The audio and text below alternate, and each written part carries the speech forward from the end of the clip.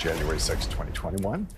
Not to mention a seemingly endless parade of controversies surrounding gifts such as private jet travel and luxury fishing trips bestowed on the justices by right-wing billionaires, and a series of decisions as a result, maybe, overturning decades of legal precedent. Of course, the most consequential and famous of those, Roe v. Wade. In an op-ed in the Washington Post, Biden writes the following, quote, "I served as a U.S. Senator for 36 years, including as chairman and ranking committee of the Judiciary Committee. I have overseen more Supreme Court nominations as Senator, Vice President, and President than anyone living today. I have a great respect for our institutions and for the separation of powers. What is happening now is not normal, and it undermines the public's confidence in the court's decisions, including those impacting personal freedoms. We now stand in a breach.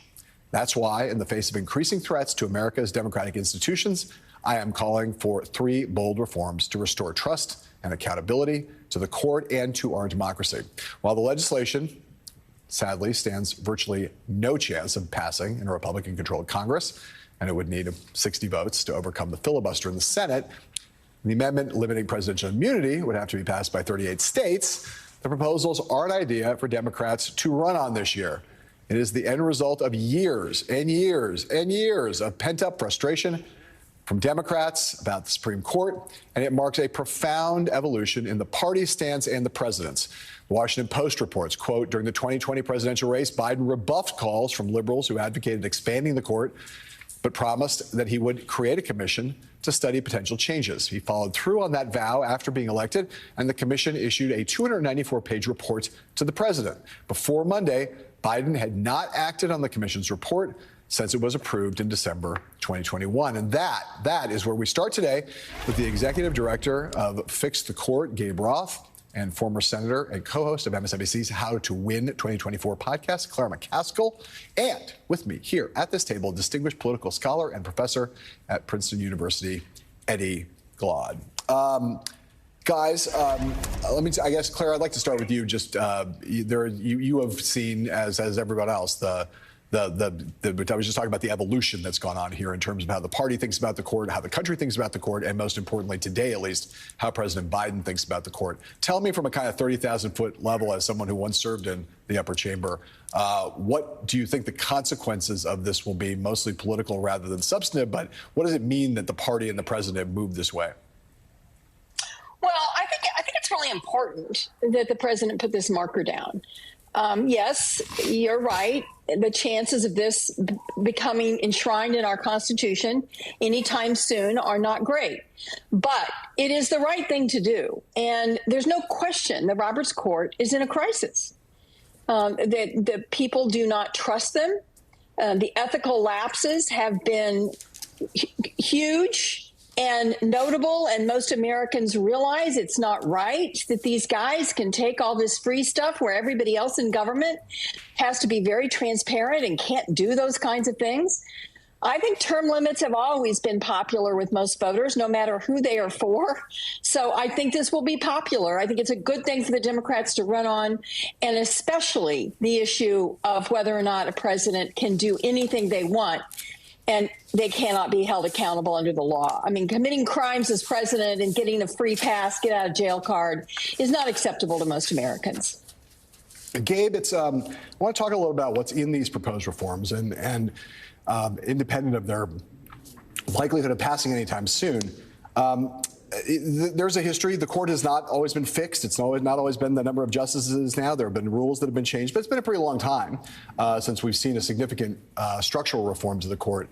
So walk through the 3 reforms that the president is putting forward here, and tell us about how they would work, and give us a little sense of like which on a kind of order ranking basis, which do you think is the most, are the most ranked most to least in terms of popularity and in terms of potential impact if they were adopted? Sure. So in terms of popularity, I haven't seen a ton of polling on the presidential immunity question, but I do know that term limits and ethics reforms are very popular. And this has been the case for years. Before I even started Fix the Court, I did some polling on this, and term limits had 70% popularity across the board in 2014. Now I think they're 78%. in 2024, according to the latest Fox Polls new. Ethics reform also in the 70-80% range. Term limits, in terms of how they would happen, it would be a biennial appointment. So a new justice would be added to the court every 2 years. There are 9 justices. 2 times 9 is 18. And actually, if you look at the historical tenure of Supreme Court justices from our founding up until about 1970, that's about what Supreme Court justices served on average. It was closer to maybe 16 or 17 years. But now, since 1970, justices are serving closer to 28 years on average. And given the amount of power that they've arrogated to themselves, that's just far, far too long and not in line with any modern democracy. All the democracies that are younger than us, which is to say all the democracies, have a tenure length or a mandatory retirement age for their top judges. Ethics reform is actually quite simple, and it's something I think akin to what Justice Kagan mentioned to the Ninth Circuit Judicial Conference on Thursday, which is just like lower court judges, for lower court judges, there is an inbox and a complaint process whereby any American can file a complaint against a lower court judge, and a committee of the judge's peers will adjudicate that claim and see if it has merit. And if it does, there will be certain disciplinary steps that can be pushed forward, such as recommendation for recusal, recommendations for ethics training or workplace conduct training, or returning of a gift. That already exists for the country's 2,300 lower federal court judges. Why it doesn't exist for the 9 Supreme Court judges, I could give you a whole long exposition to that, but we don't have time. But basically, Joe Biden is saying that should no longer be the case, that lower court judges have an ethics rubric that includes a complaints framework. The Supreme Court should have one as well. Eddie, I guess I want to put up let's look at this little piece of polling here about where the court stands in people's reckoning right now. This is a July NBC News poll, the view of the Supreme Court. Somewhat or very positive, that's sitting at 33 right there. Somewhat or very negative, sitting at 45%. There's another full screen to put up here. Let's look at this Politico poll. New polling shows the real fallout from the Trump conviction. It says, this is from June, the least trusted group of actors did not turn out to be the usual suspects when they asked people about their trust levels in different parts of the justice system. Prosecutors, defense attorneys, no. The Supreme Court justices turned out to be the least trusted group. Just 39% of all respondents reported having a great deal or a fair amount of trust in the Supreme Court justices, a figure that roughly tracks with the court's historically low approval ratings under the conservative supermajority. Prosecutors, defense attorneys, these people are often not super popular for various reasons. Now we have the highest court in the land, which is actually kind of turned into the lowest court in the land in terms of its standing with the public. Talk about whether you think again, I'm interested in which of these reforms is the one that would be some combination of most plausible and also most impactful in the sense that it would start to rebuild the trust in the court. Well, term limits seem to me to stand out immediately, right? Because you'll have this constant rotation. You wouldn't have kind of the capture of the court, as it were. But, you know, if we pull back just for a second, John, that data shows us that there's a kind of crisis of legitimacy, right? Not only with the court, but we think about the crisis around the House or Congress, the popularity of, or the lack of popularity of the House of Representatives, or you think about the questions around the imperial presidency.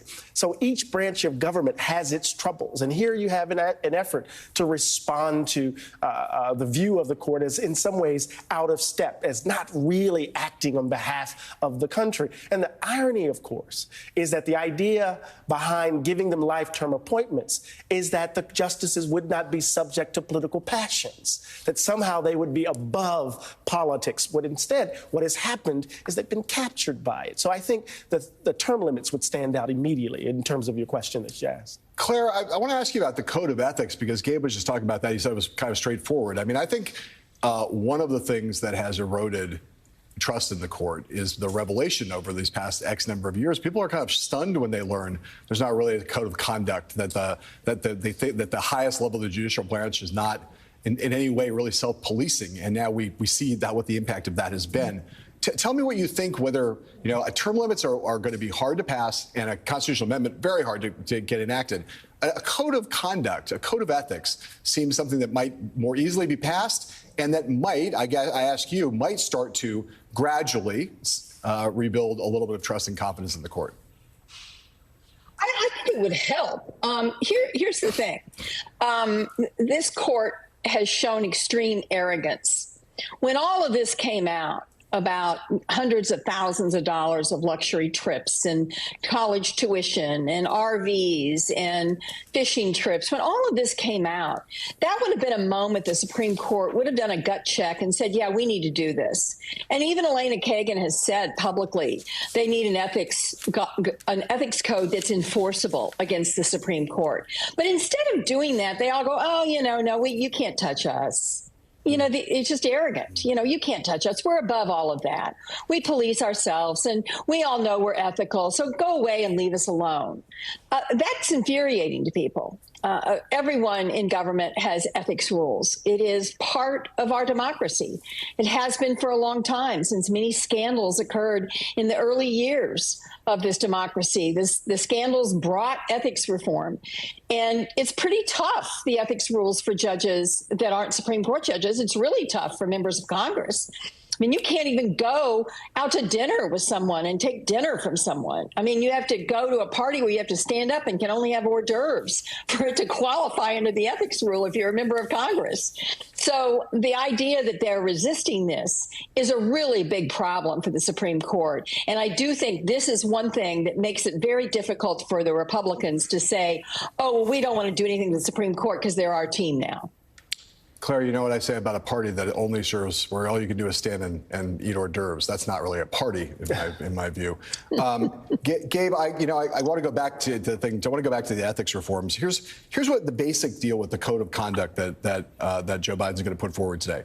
It says it will require the justices to disclose gifts, refrain from public political activity, and recuse themselves from cases in which they or their spouses have financial or other conflicts of interest. You're in the middle of this fight. So imagine that this legislation goes up to Capitol Hill. What are the arguments that of anyone who would oppose such a thing, what are the arguments they would make? Well, I think those arguments would be made firstly by the justices and the Judicial Conference, which is the policymaking body of the judiciary, because they are so reluctant to support changes. The best lobbyists in D.C. are not from Patton Boggs or K Street. They're from inside the Supreme Court building and inside the Marshall building, which is where the Judicial Conference is based.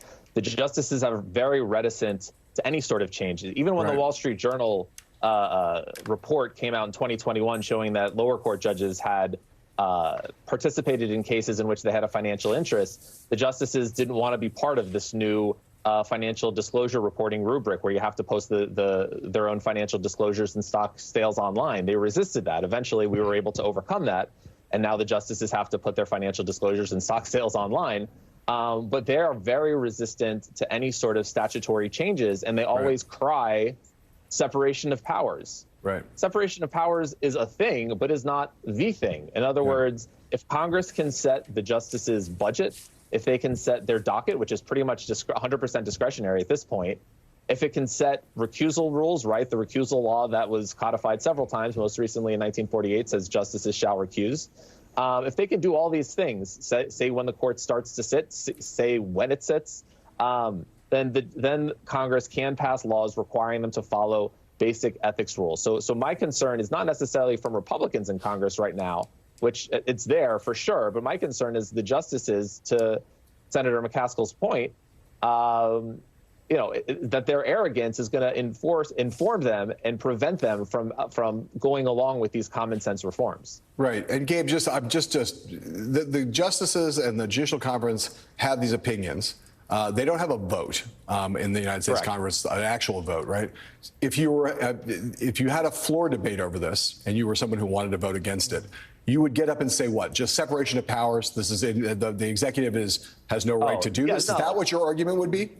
I think it would be sour grapes. I think the Republicans would say, okay, the justices have been liberal center left for years, which is obviously not true, but that's probably what they would say. The court has been majority of Republican nominees for the last 55 years, but they'd say, Obergefell and the Obamacare cases, it's been a centrist court for so long, and now that it's a conservative, or they'd say originalist supermajority, now it's sour grapes. The fact of the matter is people have been trying to pass enforceable ethics rules for the Supreme Court since at least 1974, around the time Watergate happened. People have been trying to end life tenure at the Supreme Court since the Constitution was written. The Anti-Federalists were against life tenure of the Supreme Court. In every generation, there has been a bill or a constitutional amendment proposed. There's a great law review article on this from Gonzaga that shows that in every generation, a Republican, Democrat, has tried to end life tenure at the Supreme Court. Kennedy and Johnson, when they were senators, voted on a bill in 1954 that would have capped judicial tenure after the 75th birthday of a judge or justice, and then Brown v. Board came out the next week, and then people forgot about that bill. But this is a generational conversation over life tenure and ethics at the court, and this is just the next step. I don't really see it as out of step. I see it as the next step. Eddie, we could play. We don't have time. I would play it otherwise. It was not really on point sound. You had Joe Biden back in when he ran for president in 2020. Right. The question of adding justice to the court was a thing that many on the left wanted. Court packing, expanding the numbers, whatever you want to call it. And he always said no. And it was always about he's an institutionalist, and he tinkers with things. Gary, he didn't like to tinker with sacred American institutions, except a little bit on the margins. Didn't want to do these big things. Here he is now, having just made this historic decision to step away from the Democratic ticket, from his position as the nominee, and now he is down at the LBJ Library, making a big statement. It's mostly a political statement. Talk to me just about what you think it is that represents. What does that evolution represent? Is that a thing that what does that speak to about Biden, about what he's seen, about how bad it's gotten up there, about his desire to help Vice President Harris now that she's the de facto nominee of the party? What? Well, this is not normal. I mean, what the court has done, right, for him over, basically throwing stare decisis out of the window, right? In some ways, viewing the court, to echo Gabe's language, as to the victor goes the spoils. Is the court spoils, right? Isn't it supposed to be above all of this? And so I think, and then politically, the Democrats are now seeing the courts as an important political site, right? Usually, we're not talking about who's going to be the next Supreme Court justice. I mean, not in the same way that the Republicans have done, not gaming it in the same way. And here we see the consequences of that failure. So I think, A, we see the importance of the court to our democracy generally, and B, we see the importance of the courts to our politics more specifically. No one is going anywhere. We're going to keep our eyes on Austin, on the LBJ Library. Normally when I keep an eye on Austin, I'm paying attention to Torchy's Tacos, but we're gonna watch the LBJ Library real closely because President Biden is going to make his first major public speech since announcing his decision to bow out of the presidential race. Longtime Biden watcher, fantastic reporter, extraordinary asset to this news organization, NBC News correspondent Mike Memoli, going to join us. And also, still to come, with the Harris honeymoon behind us, we'll look to the next stage of this love affair between the Vice President and the Democratic Party. Can Team K keep up the momentum? Plus, if we've learned anything from these last few weeks, the Democratic bench is deep. Two of the super standouts. And now Vice President Harris's biggest supporters, Governors Josh Shapiro and Gretchen Whitmer, will rally together this hour to support her campaign and speak out against the Republican candidates' Project 2025 agenda, the Republican candidate meeting Donald Trump. And later on in the show, we are learning more and more about the chameleon, karma chameleon, that is J.D. Vance, and how he sold his soul to align himself with the former guy. All those stories and more when Deadline White House continues after this. We will be right back. Trains. Trains that sense what isn't on the schedule. Trains that use the power of Dell AI and Intel to see hundreds of miles of tracks, clearing the way so you arrive exactly where you belong. Get a huge variety of 31 different fruits and vegetable ingredients with Balance of Nature supplements. I'm impressed with the variety of fruits and vegetables in Balance of Nature. I like Balance of Nature because of the 31 individual ingredients that they have stuffed into these little capsules. Because it's not just any one thing. It's the variety that makes a huge difference. Why not try Balance of Nature? Simple, easy, 3 capsules a day of fruits and veggies, a mixture of different fruits that were thoughtfully selected for their nutritional value And same thing with the vegetables. We don't always eat kale every day, or papaya, or cayenne peppers. Balance of Nature is a great way to get them painlessly.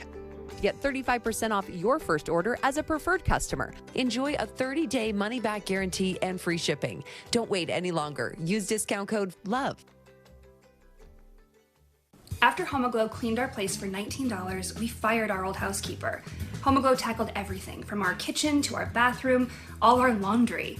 You just pick a date, pick a cleaner, and enjoy a spotless house for $19. Why do couples choose a Sleep Number smart bed? Can it keep me warm when I'm cold? Wait, no, I'm always hot. Sleep Number does that. Save 40% on the Sleep Number limited edition smart bed, plus free home delivery on select smart beds when you add an adjustable base. Shop now. Most people call leaf filter when their gutters are clogged and they notice one of the many issues that can bring. Well, sometimes it's the smell of mildew when water has seeped into the interior walls, or maybe they've spotted mold in the attic. But most often, it's the more obvious signs of damage, like rotten soffit, fascia, or water pooling near their foundation. You can get ahead of costly damage by protecting your home's gutters today. We're in your neighborhood and ready to help. Schedule your free gutter inspection today. Call 833-LEAF-FILTER or visit leaffilter.com.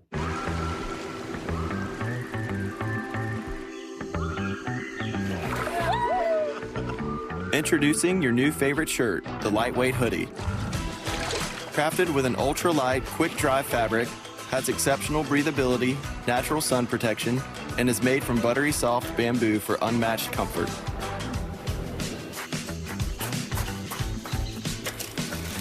Your go-to summer hoodie has arrived. Saturday, September 7th, Brooklyn, New York. It's MSNBC Live Democracy 2024, our premier live audience event. Maddow, Psaki, Reed, Hayes, Kornacki, and more. Visit msnbc.com/democracy 2024 to buy your tickets. I would not get in a court packing. We had 3 justices. Next time around, we lose control. They had 3 justices. We began to lose any credibility for the court has at all. I want to point out that the justices I've supported, when I defeated Robert Bork, and I say when I defeated Robert Bork, I made sure we guaranteed a woman's right to choose for a better part of a generation. I would make sure that we move and insist that we codify Roe v. Wade. And so I would not pack the court. What I would do is make sure that the people that I recommended for the court, from Ruth Bader Ginsburg to Elena Kagan, who used to work for me, to others, that they in fact support the right of privacy, on which the entire notion of a woman's right to choose is based. And that's what I would do. No one would get on the court.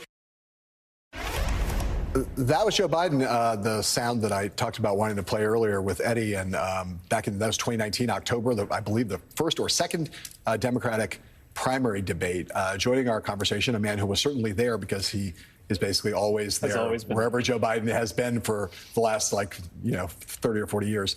Mike Memley, White House correspondent, Gabe, Claire, Eddie, they're all back too.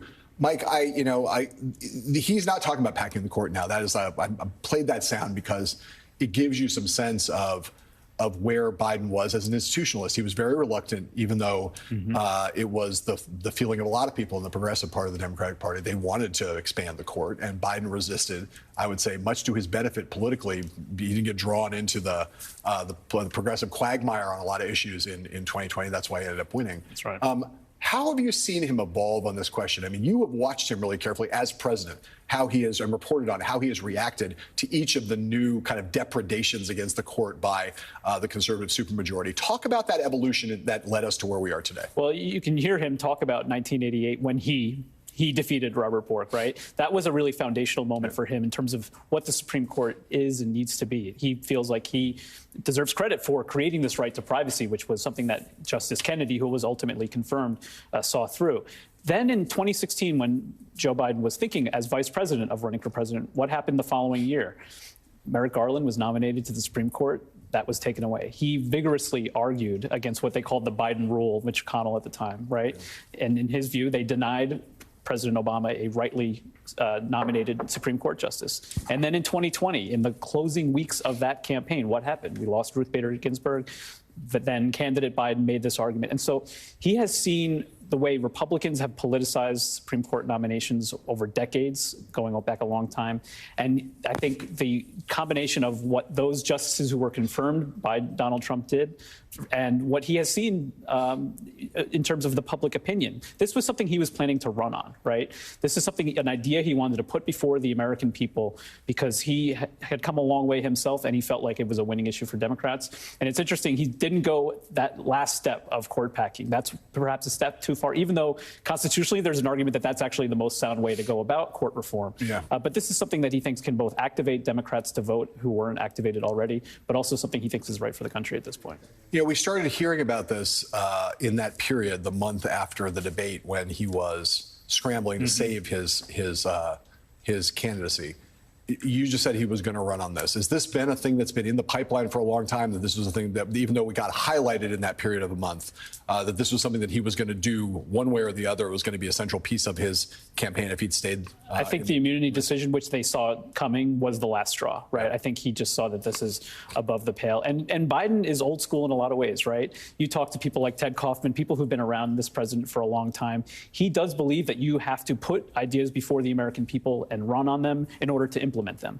And so when in the darkest moments of Build Back Better, when he was arguing with congressional Democrats in those first couple of years in office, one of the things he would say to those Democrats who were resistant to go all the way in terms of some of the policies was, I ran on this. I promised the American people I was going to do this, and we have to see it through. And so that's why he was preparing to not just put this idea, but others. The White House saying he's not done yet. There are other things he wants to put before the American people. He was already running on things like tax reform. He ran in 2020 on this idea of campaign finance reform. That's another area we might actually hear from the president on in the closing weeks of his time in office. He wants these to be part of the public debate so that Democrats, if elected, can then implement them. Claire, I wanted to ask you a little bit about the politics of this. I mean, it's a thing where, as we said before, just being candid with everybody here, this is putting down a marker. It's a statement of principle. It's also a statement that's designed. It's also a set of proposals that are designed to activate Democratic voters, maybe to claim some swing voters. But this is a political document here, and I guess I wonder whether it is also a way to kind of formalize to lay out a set of proposals that formalizes a bunch of ideas and also opens the door to a broader conversation about the ways in which the MAGA movement, personified by Trump, but more broadly the takeover of the party, has corrupted what was once one of the most esteemed and trusted institutions in America. And that will open up some broader sets of arguments that Vice President Harris can use on the campaign trail this fall. Yeah, and I think it's important to remember that every good public policy started out as a political proposal. That's what differentiates between law and politics. Politics is you're proposing things. And, you know, he's celebrating the 60th anniversary of the Civil Rights Law. I bet you when the principles that were put into law that they're celebrating today, I bet they were talked about years before they finally passed. And there was great resistance to many parts of that important law that is being heralded today in Austin, Texas. So I think people will look back and say the beginning of a real ethics movement was the closing months of Joe Biden's presidency. And I think it will add to what's already going to be, I think, a legendary legacy in not just what he's accomplished, but how he has handled the last month. And listen, I don't think that people expected the members of the Supreme Court to be okay with, I don't care if Alito's wife flew the flag without his permission, she flew the flag. I don't care that the fact that Jenny Thomas is her own person. He knew when she was doing all that she would be seen as the spouse of a Supreme Court justice. And the Supreme Court that most Americans see would be justices that would say to their spouse, you can't do that. You can't do that because of my job. That happens all the time when people are in public life. There are parameters put on spouses because of their jobs. And one of them is the appearance of impropriety, of political activity. When Jenny Thomas is trying to get fake electors to overturn a free and fair election and nothing happens, of course the American people are going to go, well, this stinks to high heaven, because it does. It stinks to high heaven. Claire, I just want to be clear. You know, when I say something's political, I'm not saying it like it's a bad thing. I think political things are really important. No, I know. Political, not a dirty word. Not a dirty word at all. I want to play one last piece of sound. If we have time, I just want to play this Ketanji Brown Jackson talking about immunity. Do we have time for that?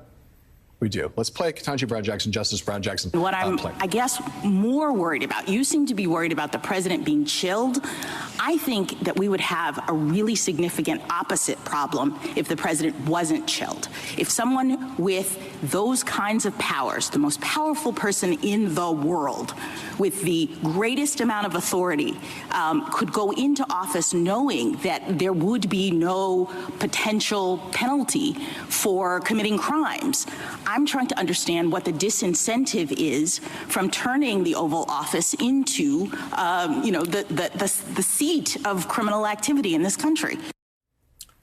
Gabe, I want to quickly get to you on this. You know, it is of these reforms, and I say this not to be pessimistic. It's the least likely to happen because it's the hardest to do.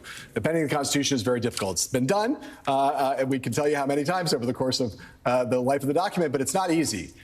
What's in the absence of a constitutional amendment that would bring curbing the immunity, the presidential immunity element here, what else can be done to get at this? Because as Mike just said a second ago, was the last straw for Joe Biden. I think for a lot of Americans, it was maybe not the last straw. Some of them, their camel's backs had already been broken, but it's a pretty big deal. And if the constitutional amendment's off the table, what other options are there? Well, first of all, just speaking about the constitutional amendment, I think it's going to be interesting to see to what extent state legislatures will look at this proposal and try to act on it, right? You don't need just 2/3 of Congress, but you need 38 states. So is this an issue that can be a wedge issue in some states where, it's a close legislature, maybe 51-49, D versus R, and it can really be put to the fore and have members of states vote on this proposal that Joe Biden is putting forward. I think that'll be interesting to see.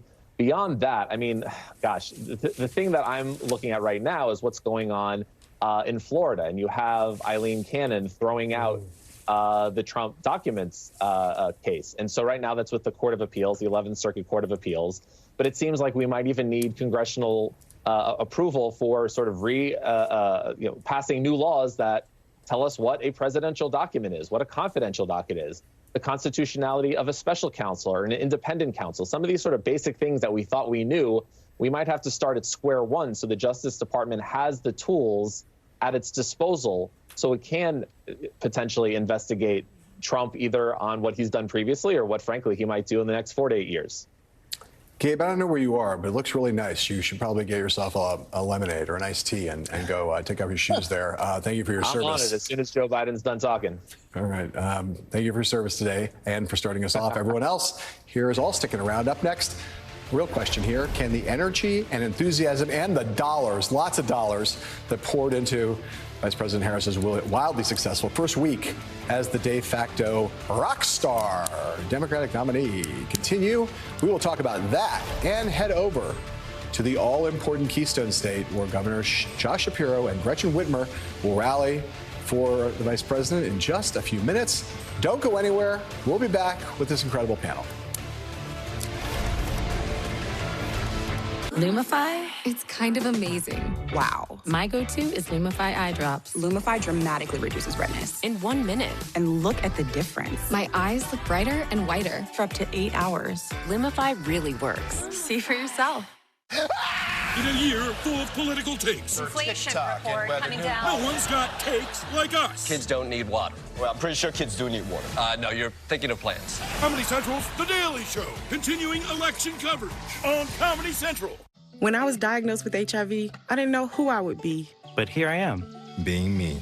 Keep being you and ask your healthcare provider about the #1 prescribed HIV treatment, Biktarvy. Biktarvy is a complete one-pill, once-a-day treatment used for HIV in many people, whether you're 18 or 80. With one small pill, Biktarvy fights HIV to help you get to undetectable and stay there whether you're just starting or replacing your current treatment. Research shows that taking HIV treatment as prescribed and getting to and staying undetectable prevents transmitting HIV through sex. Serious side effects can occur, including kidney problems and kidney failure. Rare, life-threatening side effects include a buildup of lactic acid and liver problems. Do not take Biktarvy if you take dofetilide or rifampin. Tell your healthcare provider about all the medicines and supplements you take if you are pregnant or breastfeeding, or if you have kidney or liver problems, including hepatitis. If you have hepatitis B, do not stop taking Biktarvy without talking to your healthcare provider. Common side effects are diarrhea, nausea, and headache. No matter where life takes you, Biktarvy can go with you. Talk to your healthcare provider today. Ethan, how's my favorite client? Great. I started using Schwab investing themes, so now I can easily invest in trends, like wearable tech. Trends? All that research sounds exhausting. Nope. Schwab's technology does the work. So if I spot an opportunity in robotics or pets, I can buy those stocks in a few clicks. Can't be that easy. It is with Schwab. Schwab investing themes. 40 customizable themes, up to 25 stocks in just a few clicks. If you need dental implants, we have great news. Reset Smile is a dentist-approved, more affordable way to replace your missing teeth from home. No dentist office visits required. Just go to resetsmile.com and order your at-home impression kit. Mail it in, and we'll custom make your new smile with our advanced 3D technology. Using the same material trusted by dentists in millions of devices, you'll enjoy chewing food better and smiling with more confidence. Learn more at resetsmile.com. This bakery needs new equipment fast to keep up with demand. So they're going to OnDeck, the online lender that makes it easy to choose your loan and, if approved, get funds as soon as the same day. Your loan is on deck. This is my coffee shop. We just moved into a bigger space, brought on another employee, and ordered new branded gear for the team. It was so easy. I just chose my products, added our logo, and placed my order. Bring your own team together with custom gear. Get started today at customink.com. At care.com, it's easy to get a break, even if you're not on summer vacation. Join millions of families who've trusted us and find care in your area for kids, seniors, pets, and homes. All from background-checked caregivers, rated and reviewed by people like you. That's hours and hours of goofing around. Hundreds of lovely afternoons. Mile after mile of WALKs and acres of expertly cleaned floors. Go to care.com now to find the care you need this summer. We're watching now, any moment, to hear from Pennsylvania Governor Josh Shapiro and Michigan Governor Gretchen Whitmer, two of the Democratic Party's strongest rising performers, political athletes. They are, one of them at least, is on anybody's short list as a potential vice president, Kamala Harris. And they are there to support Kamala Harris outside Philadelphia. She, the vice president, has had the full, not just the full, but the enthusiastic, delirious, delighted, unified, coherent, cohesive support of her party over the past week, something people weren't sure was going to happen. Man, the party really lined up behind her, a who's who of Democratic up-and-coming leaders, including Kentucky Governor Andy Beshear, Minnesota Governor Tim Walz. You name them in the party, they are behind Vice President Harris, and she has, in this past week, kicked her campaign into high gear in a stunningly short amount of time.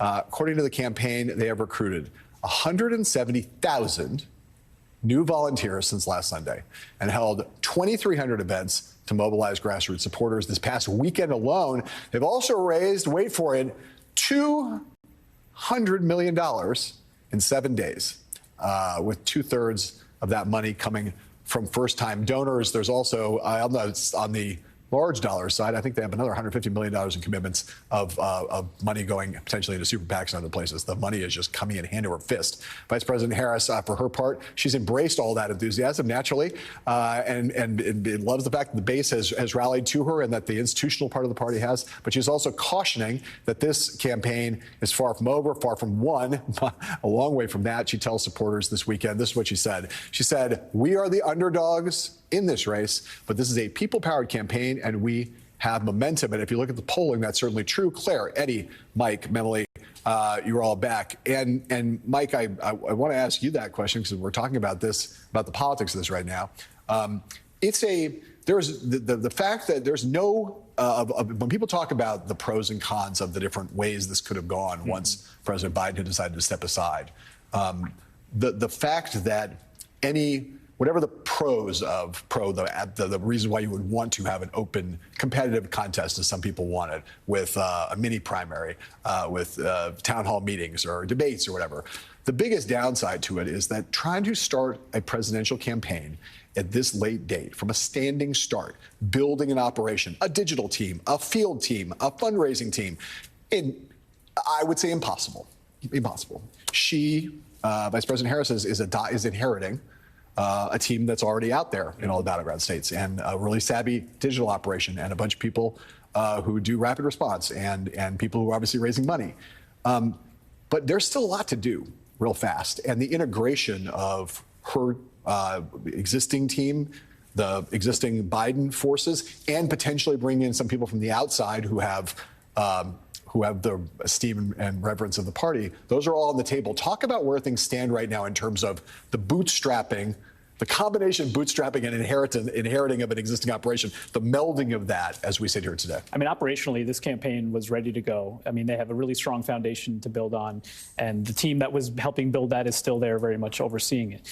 I think the big question is, what is the Harris message, right? She's enjoying this honeymoon period. She is able to ride on that enthusiasm, that excitement. But there is going to be a point when these voters want to know, well, what would you do differently than President Biden? What is your vision for the country?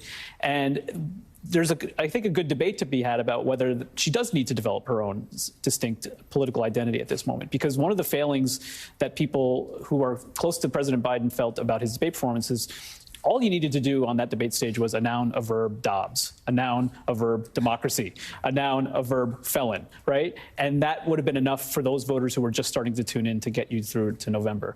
She has an even shorter timeline now, and perhaps that's all she needs to do on this stump with her running mate at this point. The focus, more than anything, is now back on Donald Trump from the view of so many Democrats. And former President Trump's going to have to be out there on the campaign trail more this fall, too. And the more that they can run on enthusiasm.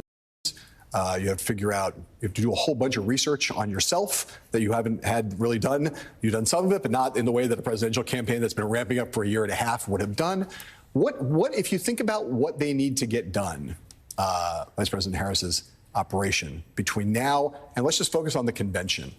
What's the high order bit? Like, what are you focused on? What's the thing that the big thing that you got to get right, or it could really cripple your campaign for what happens after the convention? Well, I don't want to presume that I'm a political operative. Like no, but you're a voter. But I am a voter, and I think the two things that have to happen, that must happen, right, is that she has to introduce herself to the country. This is who I am. These are my animating values and qualities.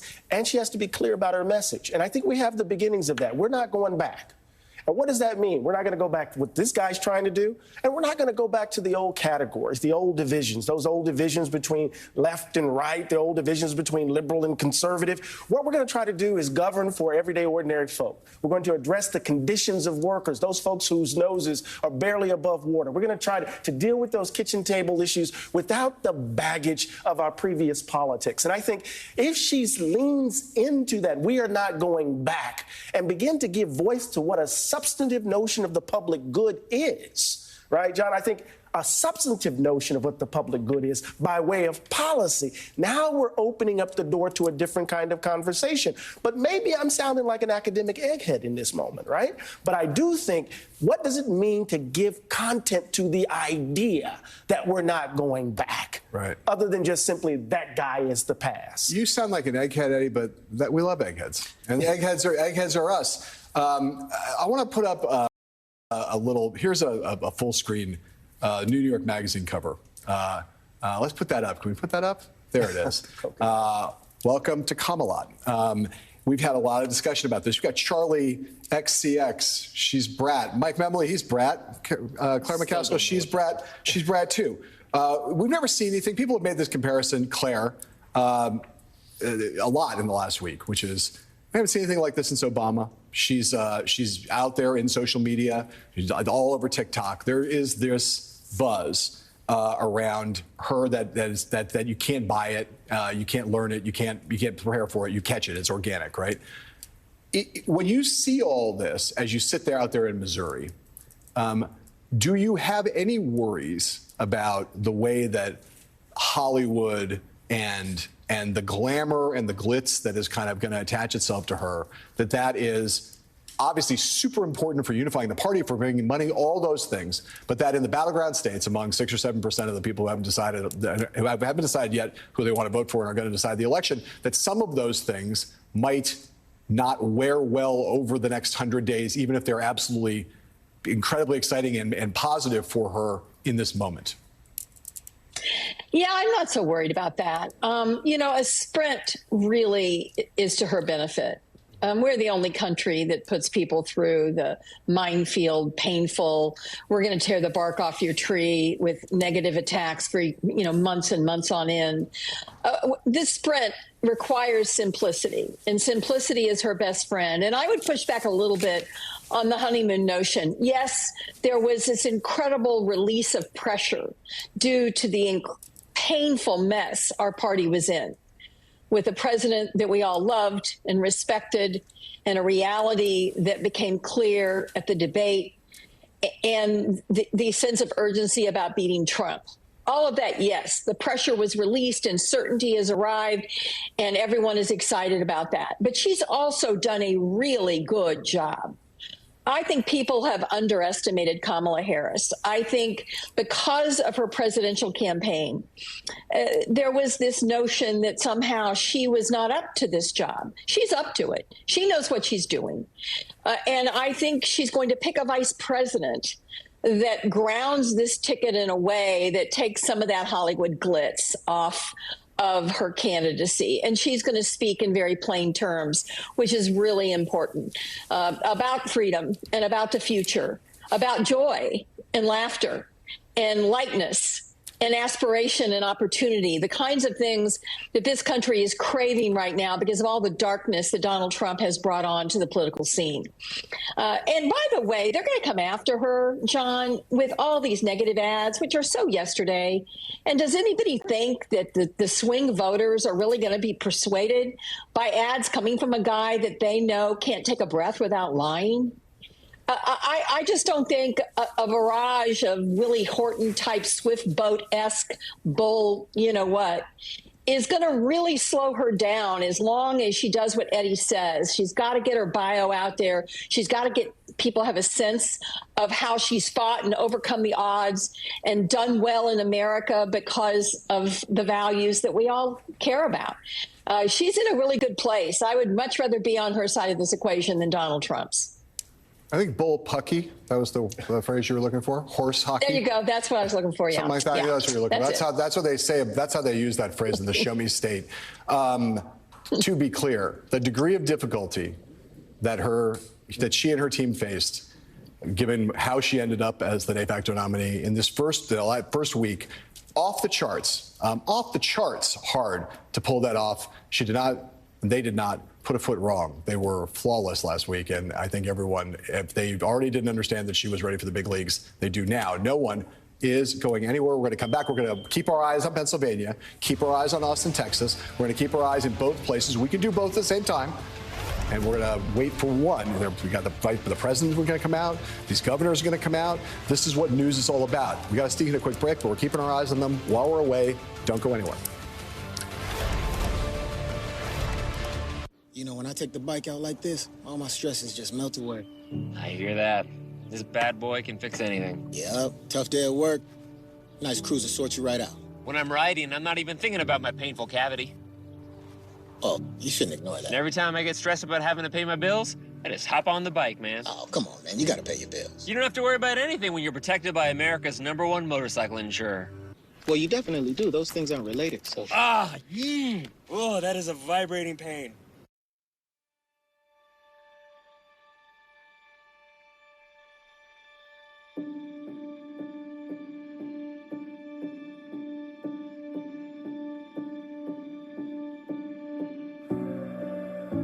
One in 5 children worldwide are faced with the reality of living without food.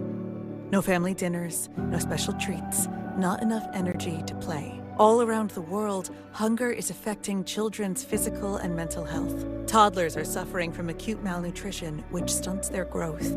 Kids are forced to drop out of school so they can help support their families. Conflict, inflation, and climate have ignited the worst famine in our lifetime. and we are fed up. Fed up that hunger devours dreams. Fed up that hunger destroys joy. Fed up with the fact that hunger eats childhood.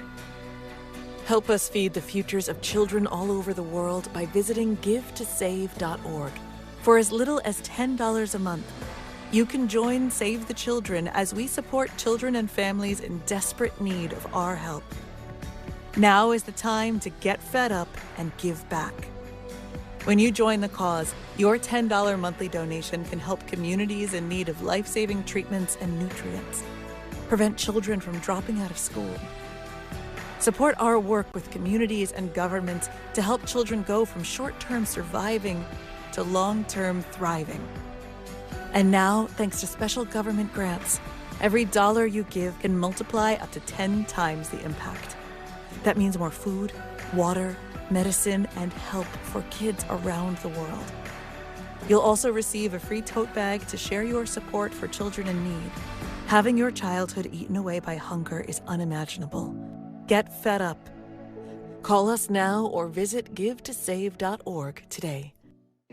What does a robot know about love?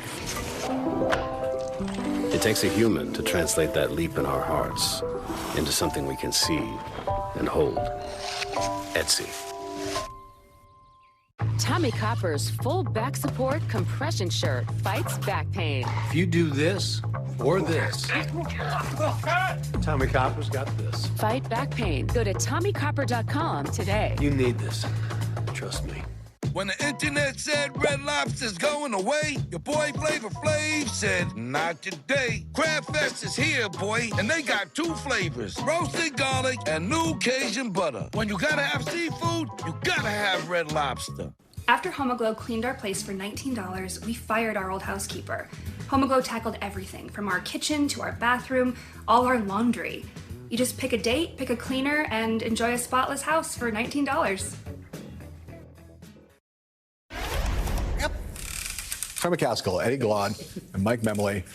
You're all here. Everyone's back. We're all hanging out. But they tell me I only have time for one question. I got to ask Memley because Memley's right here.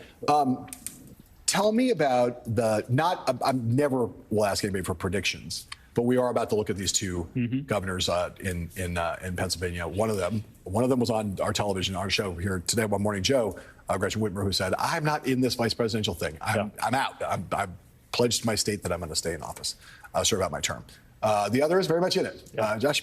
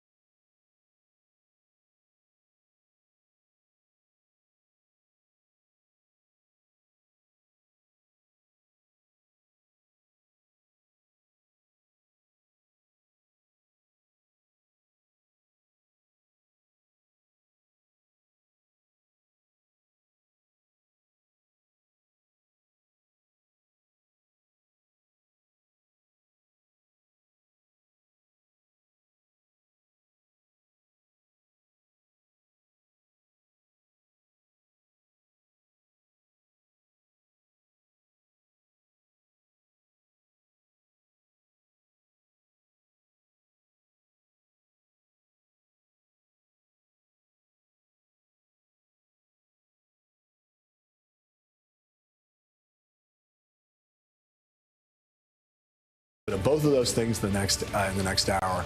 And we're also going to do a little bit of a deep dive into the very, very weird, boy is he weird, GOP vice presidential nominee.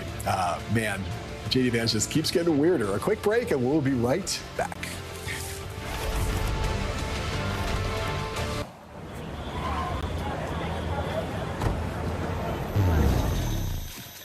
Introducing Ned's Plaque Psoriasis. Ned, who are you wearing? He thinks his flaky red patches are all people see. Otezla is the #1 prescribed pill to treat plaque psoriasis. Ned? Otezla can help you get clearer skin and reduce itching and flaking, with no routine blood tests required. Doctors have been prescribing Otezla for over a decade. Otezla is also approved to treat psoriatic arthritis. Don't use Otezla if you're allergic to it. Serious allergic reactions can happen. Otezla may cause severe diarrhea, nausea, or vomiting. Some people taking Otezla had depression, suicidal thoughts, or weight loss. Upper respiratory tract infection and headache may occur. With clear skin, movie night is a groovy night. Live in the moment. Ask your doctor about Otezla. When your home needs work, where do you go? Angie. That's where Angie came in. With Angie, find top-rated certified pros in your area, plus compare quotes and pricing to help you get all your jobs done well. Find top-rated certified pros in your area at Angie.com. Someone needs to customize and save hundreds with Liberty Mutual.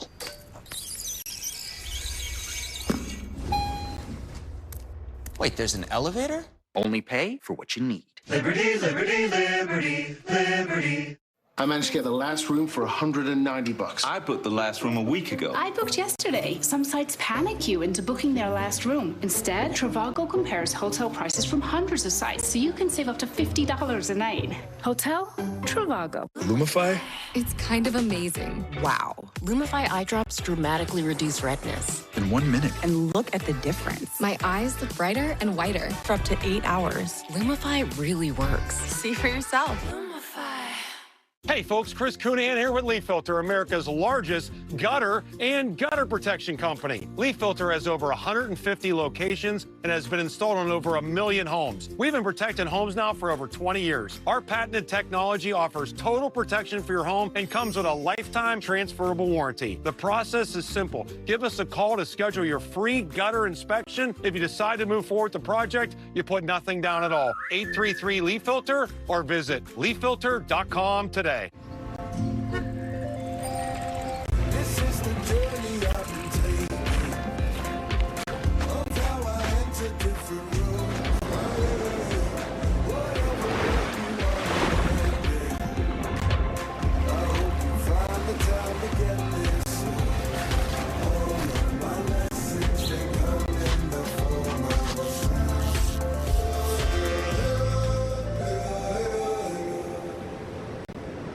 Saturday, September 7th, Brooklyn, New York. It's MSNBC Live Democracy 2024, our premier live audience event. Maddow, Psaki, Reed, Hayes, Kornacki, and more. Visit msnbc.com/democracy2024 to buy your tickets.